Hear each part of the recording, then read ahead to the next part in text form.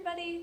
Today I'm going to be reading this story titled Mickey and Goofy Down Under, an Adventure in Australia by Disney's Small World Library, as if I were reading to the intended audience, which is probably a second grade classroom because of the content, the language, as well as the activity afterwards that I will be doing with you guys. So let's get started. Good morning, boys and girls.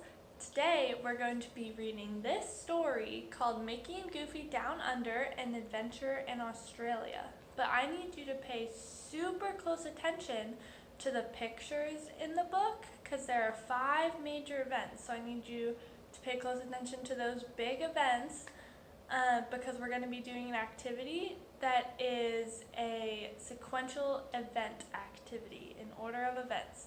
So pay super close attention to what's going on, okay? Let's get started. Let's see what adventure Mickey and Goofy go on today. One day, Mickey Mouse and Goofy went to the zoo to see cuddly koalas from Australia. "This is my favorite part of the zoo," Goofy said. "Enjoy the koalas while you can," said Mr. Winsett, the zookeeper. "If we don't get more leaves for them to eat soon, we're going to have to send the koalas back to Australia." "Gosh, there are lots of trees around here," said Goofy. "These koalas will only eat a certain type of eucalyptus leaf from Australia," explained the zookeeper. "Why can't you get more of the kind of leaves that they like?" asked Mickey. Mr. Winsett sighed. "I don't understand it myself. We've been getting our leaves from the same company for years, and the deliveries have always been on time. Suddenly, something's gone wrong, but I have no idea what the problem is." Uh-oh. Mickey glanced from the worried zookeeper to the children gathered around the koalas. "We can't disappoint the children," he said. "Goofy and I will go to Australia and find out what has happened." "That would be wonderful," said Mr. Winsett, "but it won't be easy. You see, I'm not even sure where the leaves in Australia grow. All I know is the name of the company that ships the leaves from Sydney." "Who's Sydney?" Goofy asked. "Sydney isn't a person, Goofy," answered Mickey. "It's a big city in Australia." Mr. Winsett invited Mickey and Goofy to his office, where he explained that koalas eat only 24 types of 603 types of eucalyptus leaves that grow in Australia. "Unfortunately, the leaves our koalas eat are difficult to find," said Mr. Winsett. "Our supplier, Outback Imports, should be able to help you. I'll make arrangements to have a guide waiting for you when you arrive in Sydney." After many hours in the air, Mickey and Goofy stepped off the plane in Sydney, Australia. "I wonder where our guide is," Mickey said. "Maybe it's that guy over there," said Goofy, pointing to a young man who carried a sign that said, "Welcome, Mickey Mouse and Goofy." Mickey stepped forward to shake hands with their guide, who introduced himself as Sam. Sam had been told all about the eucalyptus problem. He agreed with Mickey that the first step was to visit Outback Imports and find out what the company knew about the leaves. "The man who brings us those leaves is an old fellow named Dingo Dan," began Mr. Green, the manager of the company. "We've been worried about Dan. He's never been late with a shipment before, but no one has heard from him for over a week." Uh-oh, sounds like something might have happened to Dingo Dan. "Do you think he's lost?" asked Goofy. Mr. Green shook his head. "Dingo Dan knows the bush like the back of his hand. I'm beginning to think that something has gone wrong." "We'll do our best to find him," Mickey declared. Mr. Green pointed to a map of Australia. "Dan works around Alice Springs in the Northern Territory," he explained. "Start at the Jumpin' Joey Hotel. Dan checks in there when he's not in the bush." Mickey, Goofy, and Sam arrived at the Jumpin' Joey and were greeted by its owner, Matilda. She was also very worried about Dingo Dan. "I think the special leaves Dan gathers grow along the Todd River," she said. "No problem," said Goofy. "We'll just follow the river until we find Dingo Dan." "It's not that easy," said Sam. "The Todd River runs underground, and the land around it is wild." Then we'd better get started right away, said Mickey in a determined voice. Mickey and Sam loaded supplies into the car. They filled some cans with extra gasoline and others with water to drink. They packed tents and mosquito nets for nights outside in the bush. Meanwhile, Goofy had bought a boomerang in a nearby store. Gosh, he said as he practiced without much success, if I learn how to throw this thing, I can play catch all by myself. Right now you're playing fetch, said Mickey, laughing. Oh, Goofy. Soon the three travelers were bouncing over the dusty tracks towards the Todd River. Goofy came to a stop to watch a group of kangaroos cross the road. Kangaroos, Mickey exclaimed. Gosh, why do the mother kangaroos carry their babies like that? Kangaroos and many other animals in Australia are marsupials, Sam explained. Their babies are very small when they are born. Excuse me. So they are carried in their mother's pouches until they are big enough to gather food on their own. Koalas are marsupials too. Suddenly, Goofy swerved the car. Yikes, he cried, pointing to a strange-looking creature sitting on top of a big rock. What is that? Goofy was so startled, he forgot to watch where he was going. Crunch! The car banged into a piece of metal by the side of the road and groaned to a halt. Mickey and Sam climbed out of the car. That's just a frilled lizard, Goofy, Sam explained. In spite of the way it looks, it's harmless. It was just trying to scare us. Gosh, said Goofy, it sure worked. And look at the car. Is there a repair shop around here?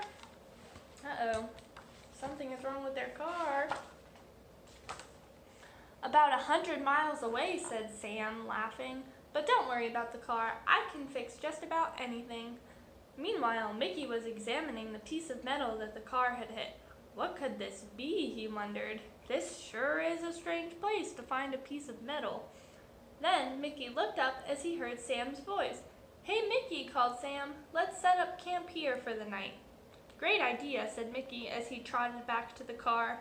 I'll gather some wood for a fire. I'll go down to the stream and catch some fish for dinner, added Goofy.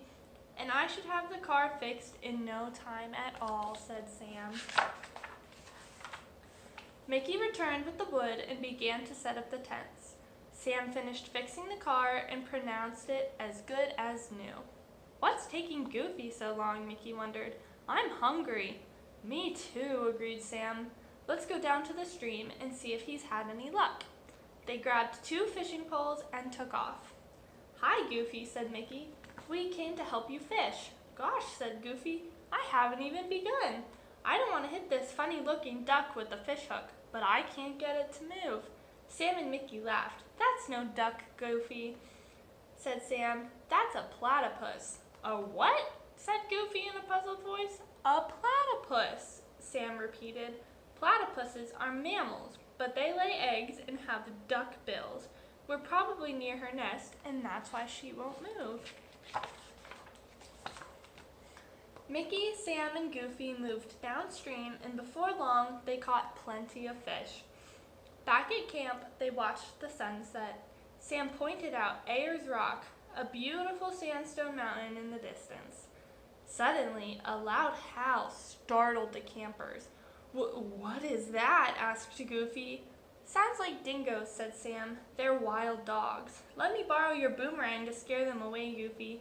Sam threw the curved stick into the dust.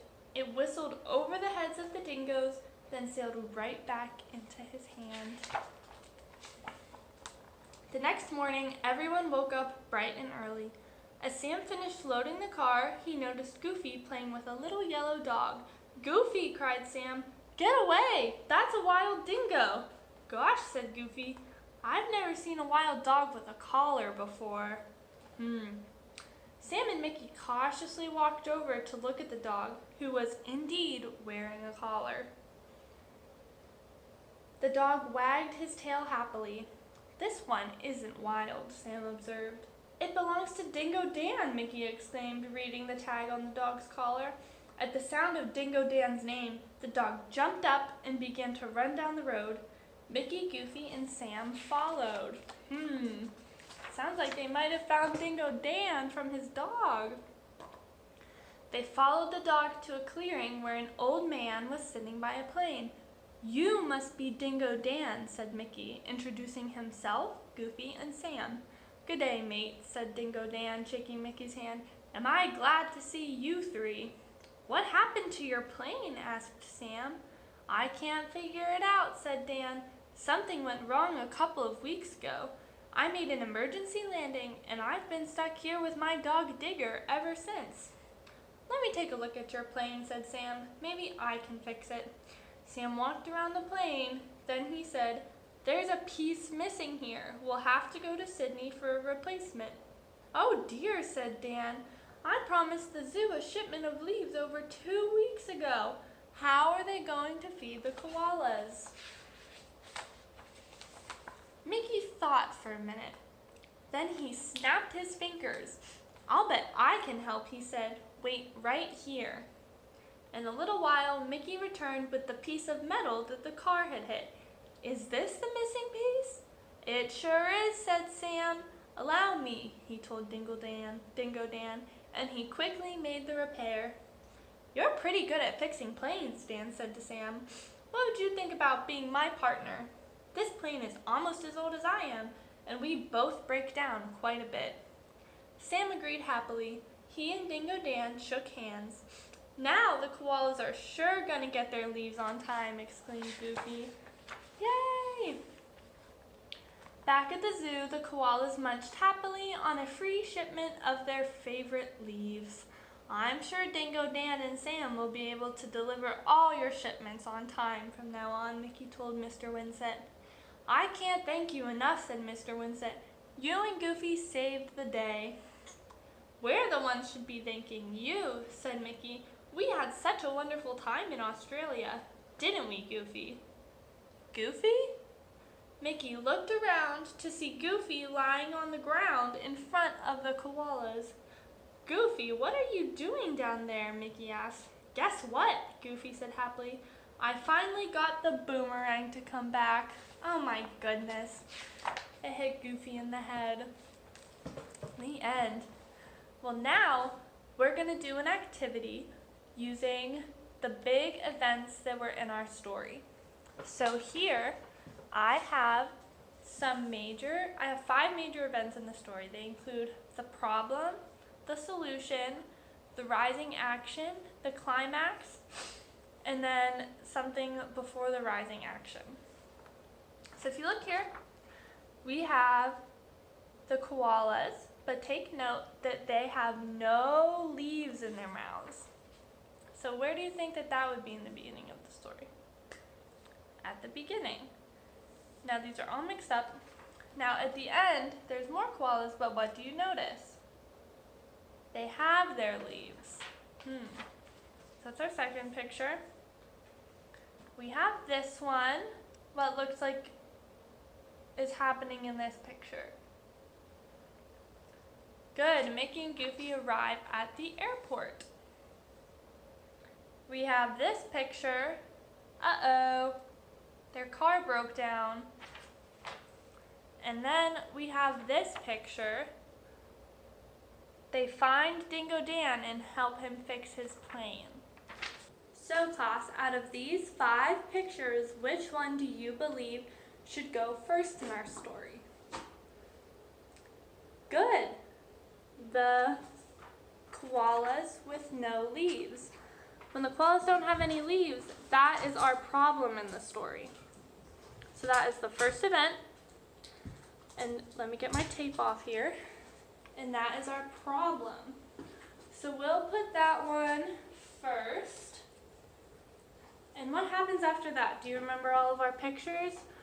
We have the koalas with all of their leaves. They're fed. That's the solution. Does that one come next? No. We have Mickey and Goofy arriving in Australia. We have their car breaking down, and we have them finding Dingo Dan. Which one is next? Good. They go to Australia, and they arrive in Australia to do what? Good.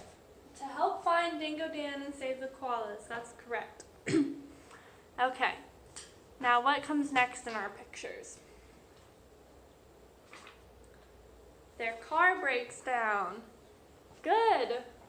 That's another problem in our plot line. So their car breaks down. So we have our problem, the koalas don't have anything to eat. We have part of the rising action, Mickey and Goofy arrive in Australia to save the koalas, but their car breaks down. They hit a piece of metal. So their car breaks down. That's another issue in our story. And then what happens after their car breaks down from the piece of metal? What was significant about the piece of metal? Good. The airplane. That piece of metal was part of Dingo Dan's airplane. So they saved Dingo Dan, and because they saved Dingo Dan, who was also saved? The koalas. That is part of our solution. Okay. Good job, boys and girls. So this is our sequence of events. We have 5 major events in our story. Number 1, we have a problem. The koalas don't have any leaves to eat because Dingo Dan was supposed to be here with some eucalyptus leaves, but he never ended up coming. That's a problem. So Mickey and Goofy go to Australia to look for Dingo Dan and find him, as well as the leaves. Next, we have a problem. They hit a piece of metal and their car breaks down. It ends up that the piece of metal is to Dingo Dan's plane. They find Dingo Dan with the help of Dingo Dan's dog, Digger. So because the plane was fixed and they found Dingo Dan with all the leaves, the koalas were able to be fed and have their food. Thanks for listening, everybody.